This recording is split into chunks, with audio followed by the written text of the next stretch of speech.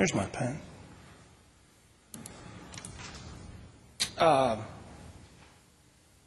The City Council decided its retreat on January 24, 2012 to eliminate the Rental Unit Certificate Advisory Board. As requested, the necessary code amendment is attached, etc. What's happening is you're eliminating the RUCO board because the state of North Carolina voted, and Bev Perdue signed a bill that eliminated inspections of rental units in the city of Greensboro.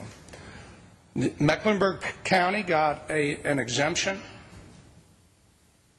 and I believe Wake County got an exemption to the RUCO legislation. So what it really comes down to is that someone from around here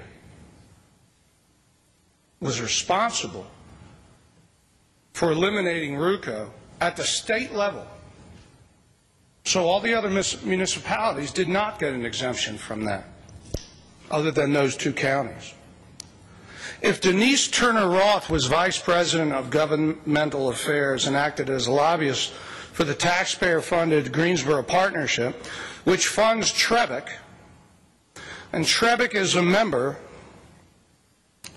of the Greensboro Partnership, and Trebic members include Roy Carroll and Robbie Perkins, and the Greensboro Partnership gave the Bonds for School Committee $70,000 to sell our residents on an amazing amount of debt at the county level, which also gave the Quarter Cent Tax Committee $10,500. The Quarter Cent tax was a regressive tax. The Greensboro Partnership, along with Trebic and its members, lobbied for a tax that hurts poor people the most. It is a regressive tax. It was an increase to the sales tax. If you make $100,000 a year,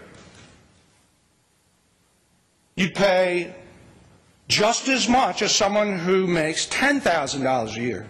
So as a percentage of their income, the guy who's making 10 grand pays a whole lot more of the tax that they promoted.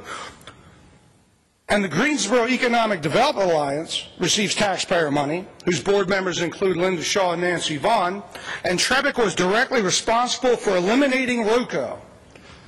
Trebic, I believe, was responsible, directly responsible, for eliminating a regime that makes people who live in apartments safer, like restaurants,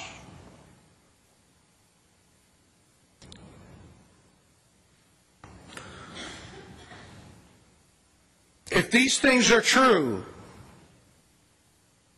should some be skeptical of information espoused by Robbie's ex-campaign manager on the Performing Arts Center? You want to borrow an amazing amount of money. All of a sudden, you're not accounting for your unfunded benefits. You're not accounting for your unfunded liabilities, which is $195 million that you are not accounting for on the percentages you're using to determine whether borrowing the money is a good idea or not. And I disagree with Michael Roberto on all sorts of stuff, but he nailed it on that. We're saying the exact same thing. The assumptions you're using are semi-bogus because you're not including what you should in the way you're determining how much you can borrow.